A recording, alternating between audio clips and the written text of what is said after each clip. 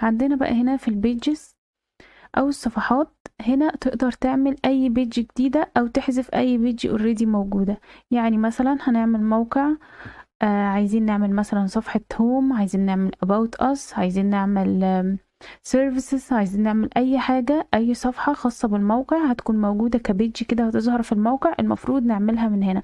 عندنا مثلا الصفحتين دول نازلين ديفولت برضو، مثلا هنيجي نضغط عشان نشوفها. الصفحة دي موجودة اوريدي من السيم بتاعنا اللي نازل.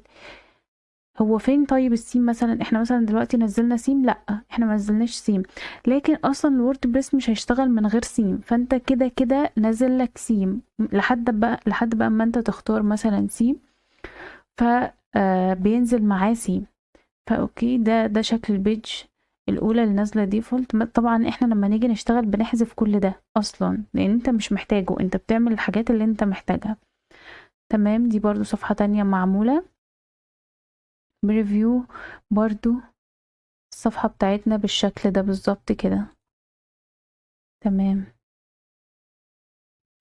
عايز اعمل صفحة جديدة مثلا، هضغط add new page،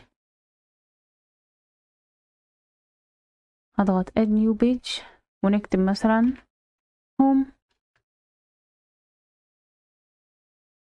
وpublish. publish كده الصفحة بتاعتنا جاهزة. طبعا الصفحة هتبقى فاضية بالنسبة لنا لان احنا ما عملناش اي حاجة فيها، هي دي المفروض الهوم بتاعتنا، بس هي هتبقى فاضية عشان لسه ما فيهاش اي حاجة. اوكي.